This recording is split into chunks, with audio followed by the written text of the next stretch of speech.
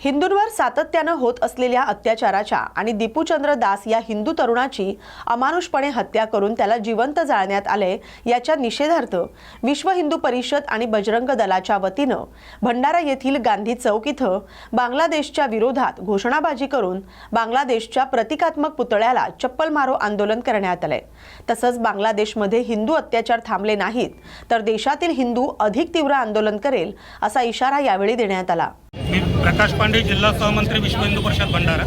19 डिसेंबरला बांगलादेशच्या मेमनसिंग जिल्ह्यात झालेल्या दीपू चंद्रदास या आमच्या हिंदू बंधूंच्या निर्घृण हत्येच्या विरोधात आणि जिहादी मानसिकतेने केलेल्या त्यांच्या त्या निर्घृण हत्येच्या विरोधामध्ये भंडारा नगरामध्ये विश्व हिंदू परिषद बजरंग दलतर्फे आज जिहादी मानसिकतेच्या पुतळ्याला जूतो मारो आंदोलन करण्यात आलं आणि या माध्यमातून आम्ही बांगलादेशामध्ये राहणाऱ्या त्या जिहादी मानसिकतेला आणि तसेच देशांतर्गत राहणाऱ्या बांगलादेशी आणि रोहिंग्या मुसलमानांना पण हे एक चेतावणी दिलेली आहे की हिंदू हा कुठल्याही प्रकारे शांत राहणारा आणि हे सर्व सहन करणारा समुदाय नाही, तर तो पण पेटून उठलेला आहे आणि यानंतर असं कुठलीही घटना तो खपवून घेणार नाही। तसेच प्रशासनाला विनंती आहे की अशी कुठलीही घटना विश्वातल्या कुठल्याही देशामध्ये जिथे हिंदू राहतो त्याच्याबरोबर होऊ नये यासाठी प्रशासनाने योग्य ते कार्यवाही करावी। बुलढाणा जिल्ह्यातील खामगाव येथील प्रसिद्ध असलेल्या घाटपुरी येथील जगदंबा संस्थानमध्ये पहाटेच्या सुमारास धाडसी चोरी झाल्याची घटना घडली। अज्ञात चोरट्यानं मंदिराच्या मागील खिडकीचे गज कापून आत प्रवेश करत देवीचे दागिने आणि मुकुट असा एकूण 73,000 रुपयांचा मुद्देमाल लंपास केलाय। ही संपूर्ण घटना सीसीटीव्ही कॅमेऱ्यात कैद झाली। पोलिसांनी दिलेल्या माहितीनुसार नेहमीप्रमाणे मंदिराचे पुजारी संजय शर्मा हे सकाळी मंदिरात आले असता त्यांना चोरी झाल्याचं निदर्शनास आले। सीसीटीव्ही फुटेजच्या आधारे चोरट्याचा शोध घेतला जातोय। या प्रकरणी अज्ञात चोरट्याविरोधात शिवाजीनगर पोलीस ठाण्यात गुन्हा दाखल करण्यात आलाय। महाराष्ट्र राज्य मार्ग परिवहन महामंडळामध्ये प्रवासी सुविधांमध्ये आमूलाग्र सुधारणा करत प्रदूषण मुक्त आणि पर्यावरणपूरक सार्वजनिक वाहतुकीच्या दिशेनं महत्त्वाचं पाऊल टाकण्यात आलंय। बुलढाणा आगारात 12 नवीन ई-बसेस दाखल झाल्यात। त्यांचा लोकार्पण आणि पूजन सोहळा बुलढाणा विधानसभा मतदारसंघाचे आमदार संजय गायकवाड यांच्या हस्ते संपन्न झालाय। आमदार गायकवाड यांनी ई-बसेसला हिरवा झेंडा दाखवून प्रवासी सेवेत औपचारिक सुरुवात केली। ही बस सर्वप्रथम संतनगरी शेगाव इथं मार्गस्थ करण्यात आली। ई-बसेसच्या माध्यमातून प्रदूषणमुक्त, शांत, सुरक्षित आणि आरामदायी प्रवासाची सुविधा सर्वसामान्य प्रवाशांना मिळणार आहे। वाहतूक नियंत्रण विभागाला यापूर्वीच्या खूप जुन्या गाड्या होत्या ज्या मध्ये बंद पडायच्या। गाड्यांच्या पत्र्यामुळे अनेक चालत्या लोकांना त्याच्यामुळे दुखापत झाल्या, काही लोकांचे हात गेले, काही लोकांचे जीव गेले आणि कुठेही गाड्या बंद पडायच्या, वेळेवर पोहोचत नव्हत्या, प्रवासी पोहोचत नव्हते। आणि म्हणून या राज्याचे मुख्यमंत्री, माजी मुख्यमंत्री एकनाथ शिंदे साहेब आणि आमचे प्रताप सरनाईक साहेबांकडे मी वारंवार पाठपुरावा केला आणि मागच्या काळामध्ये जवळपास 40-50 गाड्या नव्याने या डेपोला या ठिकाणी मिळाल्या। आजही ह्या 12 AC गाड्या, AC व्हेकल म्हणजे ह्या इलेक्ट्रिकल गाड्या आहेत आणि आतमध्ये चार्जिंगची व्यवस्था आहे। जेवढ्या खाजगी गाड्यामध्ये सुविधा नाही एवढी चांगली सुविधा या गाड्यांमध्ये आहेत आणि आता ह्या सगळ्या गाड्या लांब पडल्याच्या आहेत, म्हणजे लगतच्या राज्यामध्ये सुद्धा ह्या आपल्या गाड्या जाणार आणि शाळेचे विद्यार्थी सारखे फोन करायचे आम्हाला गाडीने, काही नागरिक करायचे। आता जवळपास ही समस्या आता बुलढाणा जिल्ह्याकरता जवळपास समजलेली आहे, कारण महाराष्ट्रामध्ये हजारो गाड्या या आपल्या महायुती या सरकारने या ठिकाणी दिल्या आहेत। लोकांच्या प्रवासाची चांगली व्यवस्था या ठिकाणी केली आहे। जास्त पैसे दिवाळीच्या सणामध्ये किंवा इतर ठिकाणी खाजगी लोक लुटायचे, ती आता काही अडचण त्यांची राहणार नाही आणि म्हणून हा प्रवास आता अतिशय सुखरूप आणि त्याला आपण म्हणतो की चांगल्या वातावरणामध्ये हा या ठिकाणी नागरिकांचा होणार आहे। आणि म्हणून मी सगळे आमच्या DC मॅडम, जगताप मॅडम, आमचे डेपो मॅनेजर अमोल, आमचे DTO, आमचे सगळे STचे ड्रायव्हर्स, कंडक्टर आणि इतर स्टॉफ या सगळ्यांना शुभेच्छा देईल आणि त्यांचा पण जीव सगळ्यांचा आता भांड्यात पडला आहे की हे सगळं जे एवढं काही त्रासदायक त्यांना होतं आता हा त्रास त्यांचा सगळ्यात दूर झाला आहे। मी एकनाथ शिंदे साहेबांचे, प्रताप सरनाईक साहेबांचे, राज्याचे मुख्यमंत्री देवेंद्र फडणवीस साहेबांचे सगळ्यांचे मनापासून आभार मानतो की त्यांनी आमच्या बुलढाणेकरांच्या सेवेसाठी इतक्या सुंदर गाड्या पाठवल्या। धन्यवाद। यंदा पावसानं जिल्ह्यात शेतीचं मोठं नुकसान केलंय, त्यामुळे खरीप हंगाम शेतकऱ्यासाठी नुकसानीचा ठरलाय। बुलढाणा जिल्ह्यात रब्बी पिकाखालील 3,29,000 हेक्टर क्षेत्र आहे। यंदा 3,15,000 हेक्टर क्षेत्रावर कडधान्य आणि भाजीपाला लागवड केली आहे। जिल्ह्यात हरभरा 2,01,000 हेक्टरवर पेरणी झाली असून इतर पिकांची 14,000 हेक्टर क्षेत्रावर लागवड करण्यात आली। आतापर्यंत जिल्ह्यात 95% रब्बी पिकांची लागवड पूर्ण झाली। पुढील काळात हरभरा लागवड क्षेत्र वाढण्याची शक्यता कृषी विभागानं व्यक्त केली आहे। सर, यंदा रब्बी हंगामात किती क्षेत्रफळावरती आणि कोणत्या प्रमुख पिकांची पेरणी झाली? बुलढाणा जिल्ह्याचं रब्बी पिकाखालील क्षेत्र 3,29,000 हेक्टर इतकं आहे आणि आज रोजीपर्यंत 3,15,000 हेक्टर इतक्या क्षेत्रावर पेरणी झालेली आहे, जे की सरासरीच्या 95% आहे। आपल्याकडचं प्रमुख पीक आहे ते हरभरा आहे, की ज्याची 2,01,000 हेक्टर इतक्या क्षेत्रावर पेरणी झालेली आहे। गहू 73,453 हेक्टर आणि 3 नंबर मका 28,583 हेक्टर इतक्या क्षेत्रावर पेरणी झालेली आहे। अजूनही कापसाची काढणी जी आहे ती सुरू आहे। कापसाचं सुद्धा क्षेत्र जे आहे ते हरभऱ्यामध्ये अजून कन्वर्ट होत आहे। खोपोलीतून एक धक्कादायक बातमी समोर येते। खोपोलीत नगरसेविकेच्या पतीची निर्घृणपणे हत्या करण्यात आली। नवनिर्वाचित नगरसेविका मानसी काळोखे यांचे पती मंगेश काळोखे यांची सकाळी 7 वाजण्याच्या सुमारास निर्घृण हत्या करण्यात आली। मुलाला शाळेतून घरी सोडून परतत असताना त्यांच्यावर हल्ला झालाय। या घटनेची माहिती मिळताच घटनास्थळी पोलीस दाखल झालेत। या प्रकरणी पुढील तपास सुरू आहे। पर्यटनाचा मानबिंदू असलेल्या सिंधुदुर्ग जिल्ह्यातील मालवणमध्ये पर्यटकांची मोठी गर्दी पाहायला मिळते। ख्रिसमस सुट्टी आणि नवीन वर्षाचं होणारं आगमन यामुळे पर्यटक दाखल झाले आहेत। मालवणच्या दांडी किनारी scuba diving, banana riding, snorkelling, parasailing या वॉटर स्पोर्ट्सची पर्यटक मजा लुटत आहेत। तसंच मालवणी खाद्य संस्कृतीचाही पर्यटक आस्वाद घेत आहेत। मी खूप एन्जॉय करतोय। मला पहिल्यांदा कोकणात आलो। गोव्यापेक्षा मी गोव्याला जाऊन आलो, पण गोव्यापेक्षा खरंच कोकण ते आपलं कोकणच आहे। खूप भारी वाटतंय। इथे वेगवेगळे बीच आहेत। त्याच्यानंतर गोव्याच्या गर्दीमध्ये जे एन्जॉयमेंट करता येत नाही ती आपली कोकणाच्या बीचमध्ये खरंच व्यवस्थित एन्जॉयमेंट करता येते आणि फॅमिली टाइम स्पेंड करायला खूप छान आहे। कुठून आला तुम्ही? मी नाशिकवरून आलोय। नाव आपलं? मंगेश। खूप मजा येते आम्हाला। कोकण आम्ही फर्स्ट टाइम आलेलो आहे। माझ्या मामा पावी सोबत आलेली आहे। खूप मजा येते। रियालिटी मध्ये कोकण खूप छान आहे। तुम्ही पण नक्की व्हिजिट करा कोकणला। आम्ही इथे खूप सगळ्या राईड्स एन्जॉय करतोय आणि खूप मस्त आहे सर्व। कुठून आला तुम्ही? आम्ही पुण्यावरून आलोय। तुमचं नाव? माझं नाव वैष्णवी पवार। वरूर खुर्द आणि वरूर बुद्रुक या गावातील विविध प्रलंबित विकास कामं, घरकुल योजना, कर सवलत, पाणी पुरवठा आणि स्वच्छतेसह अनेक मूलभूत प्रश्नांबाबत तातडीनं उपाययोजना कराव्यात या मागणीसाठी ग्रामस्थ आणि नियमित ग्रामसभा सदस्य काकासाहेब रमेश म्हस्के यांनी वरूर ग्रामपंचायत कार्यालयासमोर बुधवार 24 डिसेंबरपासून आमरण उपोषणाला सुरुवात केली। हे उपोषण अजूनही सुरू आहे। म्हस्के यांनी दिलेल्या निवेदनात नमूद केलंय की वरूर खुर्द आणि वरूर बुद्रुक येथील कायमस्वरूपी रहिवासी आणि मतदारांना घरकुल योजना, कोठा योजना, शेळीपालन शेड, शौचालय बांधकाम आदी विविध शासकीय योजनांचा लाभ ग्रामपंचायत स्तरावरच मिळावा। यासाठी नगर परिषद शेवगाव, तहसील कार्यालय, पंचायत समिती, जिल्हा परिषद, प्रांत कार्यालय पाथर्डी आणि जिल्हाधिकारी कार्यालय यांच्याशी समन्वय साधून तात्काळ परवानग्या देण्यात याव्यात अशी मागणी त्यांनी केली आहे। या सर्व मागण्यांवर ग्रामपंचायत स्तरावर 7 दिवसात ठोस उपाययोजना न दिल्यास 24 डिसेंबर 2025 रोजी ग्रामपंचायत कार्यालयासमोर आमरण उपोषण करण्यात येईल असा इशारा त्यांनी निवेदनाद्वारे दिला होता।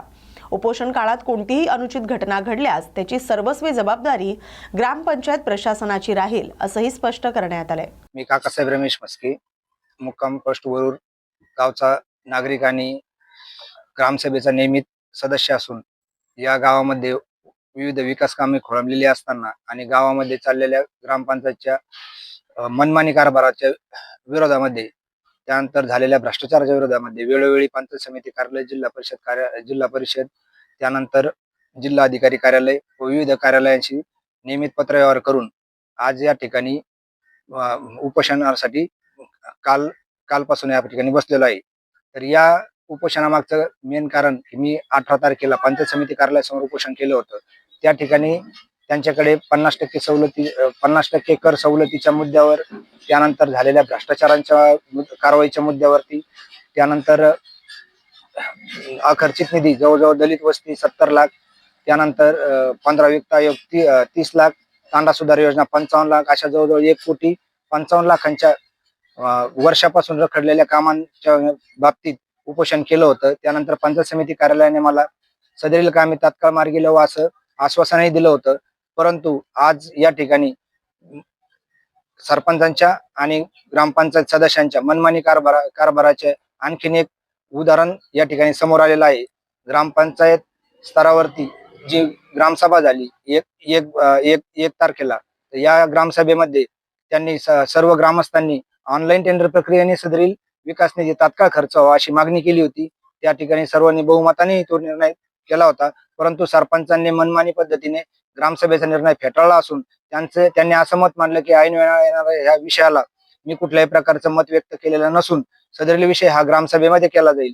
तर ग्रामसभेमध्ये सुद्धा या विषयाला त्यांनी हात घातला असता किंवा अजेंड्यावर घेतल्यानंतर, ग्रामसेवकांनी अजेंड्यावर घेतल्यानंतर या विषयावर चर्चा होत असताना त्यांनी 6+5 मतांनी हा ठराव पैसे घ्यायचे ऑनलाईन करायचं सांगितलं. 5 दिवस आम्ही स्वतः ठराव झालेला गावाला. पूर आला त्यावेळेस तीच कंडिशन, लोकांना भेस्किटचा पुढा नाही. पूर आला, सरपंचाचं काम इकडे ध्यान द्या, तिकडे ध्यान द्या. मी व्हिडिओला स्वतः भेटलेलो आहे. आम्ही त्यावेळेस 2 वेळेस पट्टीचं काय आहे, लोकांना पाणी मिळत नाही, याची अडचण काय आहे. यांचं फक्त चाललंय, यांचं स्वतःच फक्त कामाची वाटाघाटी, कामाचं सेटलमेंट झालं का थांबलं, कामाचं सेटलमेंट झालं का राडा सुरू. आणि आमचा माणूस घ्यायचे 2 लहान मुलं आहेत. ह्या माणसाची तब्येत वीक झाली, हे म्हणजे काय करायचं ते करा, इकडं उपोषणला बस, तिकडं बस, याला दाब टाकीत खुपसून टाकू असं करून. लोकशाही आहे की नाही, काय त्यात काही नियम बिम आहे की नाही, का नियम काय धाबेर ते दादा आहेत, लोक येडेत का. दाटू याला घेऊन जायचं, त्याला घेऊन जायचं, खोटे गुन्हे दाखल करा. आम्ही का बांगड्या बिंगड्या भरल्यात का. राष्ट्रवादी काँग्रेस अजित पवार गटातर्फे चंद्रपूर शहर महानगरपालिका निवडणुकीसाठी इच्छुक उमेदवारांच्या मुलाखती स्थानिक एनडी हॉटेल इथं दिवसभर सुरू होत्या. या मुलाखती प्रक्रियेदरम्यान राष्ट्रवादी काँग्रेसचे जिल्हाध्यक्ष, ग्रामीण अध्यक्ष यांच्यासह पक्षाचे विविध पदाधिकारी उपस्थित होते. चंद्रपूर महानगरपालिकेच्या 17 प्रभागांमधील अनेक इच्छुक उमेदवारांनी आपली मुलाखत दिली.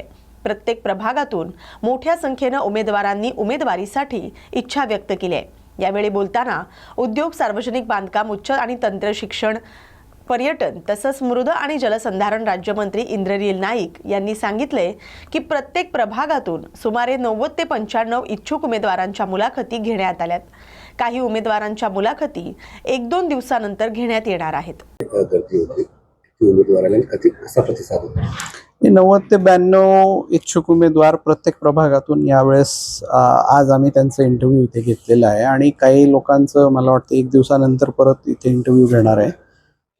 प्रतिसाद हा चांगला वाटतोय आणि काही प्रभागात तर एका सीटसाठी कमीत कमी 12 ते 14 उमेदवारांनी इच्छा दाखवलेली आहे. म्हणून माझं मत आहे की राष्ट्रवादी काँग्रेस पक्षाला आणि सन्माननीय अजितदादांना इथे पसंती आपल्याला देताना मिळते. नगरपालिका, नगरपंचायतीतल्या जो यश मिळालेला आहे, यापूर्वी राष्ट्रवादी काँग्रेस पक्षाला जो यश मिळालं नव्हतं तर यावेळेस मिळालं आहे. म्हणून त्याचंच एक उदाहरण घेऊन आपण या महापालिकेत पण उतरणार आहे. सीट वाटप कधीपर्यंत होणार? दुसरा एक प्रश्न, हे आपल्या युती संदर्भात काय चर्चा सुरू आहे? नाही, युती संदर्भात स्थानिक पातळीवर आम्ही पहिले निर्णय सोडला होता आणि स्थानिक जे नेते आहेत त्यांना सांगितलं होतं की आपल्या स्तरावर आपण वेगवेगळ्या पक्षांसोबत तिथे बैठकी करा आणि महायुतीतल्या पक्षांनाच प्राधान्य द्या असं तिथे आम्ही चर्चा केली. पण हा विषय स्थानिक पातळीवरच निर्णय घेण्याचा असल्यामुळे आम्ही वरच्या लेवलवर ह्याचा निर्णय घेणार नाही. वरतून पक्षांनी जबाबदारी दिली होती की इथे जाऊन इंटरव्ह्यू कंडक्ट करा आणि संपर्क मंत्री म्हणून ह्या महापालिकेचं निवडणुकीचं कारभार बघा, म्हणून मी इथे आलेलो आहे. ठाण्यातील पोखरण 2 परिसरातील एका गृहसंकुलाजवळ बिबट्या दिसल्याचं काही रहिवाशांनी चित्रित केलंय, ज्यामुळे वन विभागानं दक्षता वाढवली असून नागरिकांना सतर्क राहण्याचा इशारा देण्यात आलाय. विशेषतः येऊर जंगलाच्या जवळ असलेल्या या भागात यापूर्वीही बिबट्या दिसल्याच्या घटना घडल्या होत्या. वन विभागानं कॅमेरा ट्रॅप्स लावलेत आणि नागरिकांना घाबरून न जाता बिबट्या दिसल्यास वन विभागाशी संपर्क साधण्यास सांगितलंय. ये जो वीडियो वायरल हुआ था दोपहर को, वो police station, Vartak Nagar police station ने हमको इंतबाह किया था. इस वजह से हम लोग इधर जगह पे आए. जगह पे आने के बाद जो कुछ कार्रवाई करनी है वो हम लोग ने अभी चालू की है. सुबह से हम लोग, दोपहर से हम लोग का हमारा स्टाफ इधर है, और शाम को हम लोग ने इस सोसाइटी का जो कॉस्मोस सोसाइटी है उनका हम लोग ने अवेयरनेस प्रोग्राम लिया, जो लेपर्ड आने के बाद क्या प्रिकॉशन लेना है क्या नहीं, उस हिसाब से उनको हमने बताया। उनका भी सहकार्य हमको मिला, तो एक आगे बढ़ सकता है। अच्छा, मतलब जो क्या कुछ होने वाले वो घटना घड़ी भी। सेफ्टी के लिए क्या क्या किया? सेफ्टी के लिए हम लोग ने अभी इधर जो अमेंडमेंट एरिया है वहाँ पे ट्रैप कैमरे वगैरह लगाए हैं, और हमारा स्टाफ भी है यहाँ पे। तो हिसाब से अभी कल जो कैमरे में जो कैप्चर होगा उस हिसाब से आगे हम लोग हमारी कार्रवाई बढ़ाएंगे। कौन कौन सी संस्था तो नहीं है, फॉरेस्ट डिपार्टमेंट है, पुलिस डिपार्टमेंट वतन नगर पुलिस स्टेशन से है, और WWA करके जो थाने की जो लोकल संस्था है वो। मीरा भाईंदर में भी इस तरह बिल्डिंग में रिपोर्ट दिखा था, उसको देख के ही कुछ अनुचित प्रकार नहीं अपना होने चाहिए, इसलिए हम लोग ने ये प्रिकॉशन लिए है। बीड जिल्ह्यातील संतप्त शेतकरी रस्त्यावर उतरलेला पाहायला मिळालाय। अतिवृष्टीनं पिकांचं मोठ्या प्रमाणात नुकसान झाल्यानंतरही सरकारकडून ठोस मदत न मिळाल्यानं शेतकरी आक्रमक झालेत।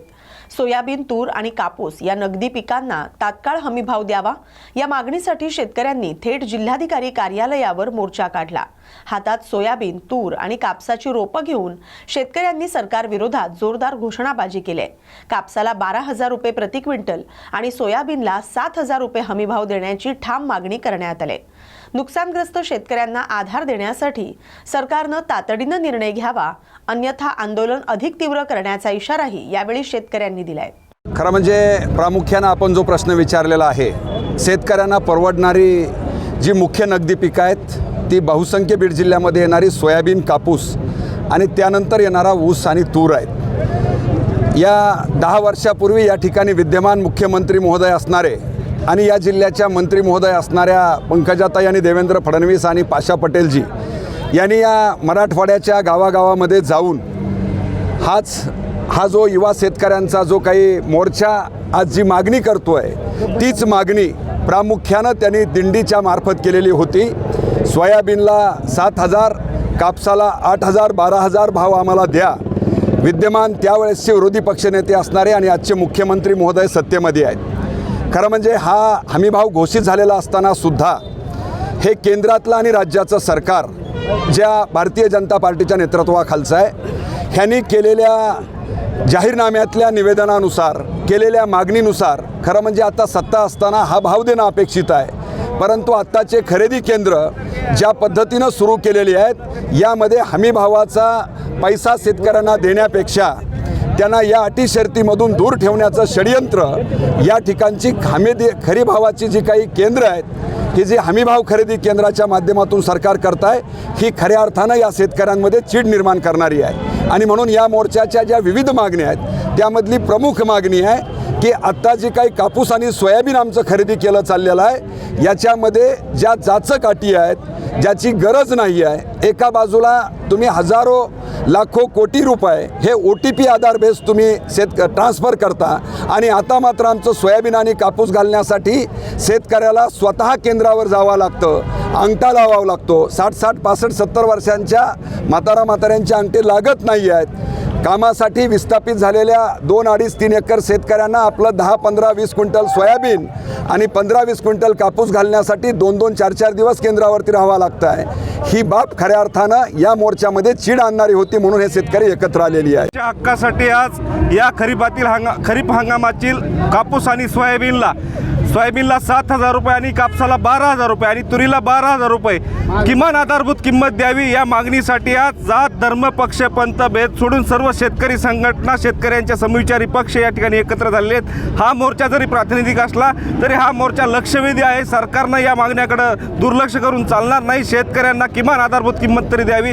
या जिल्ह्यामध्ये 3.5 लाख क्विंटलवर सोयाबीन कमी दरामध्ये खरेदी केल्याची कबुली बाजार समितीच्या सचिवांनी दिली। त्याचा फरक सरकारनं शेतकऱ्यांच्या खात्यामध्ये जमा करावा।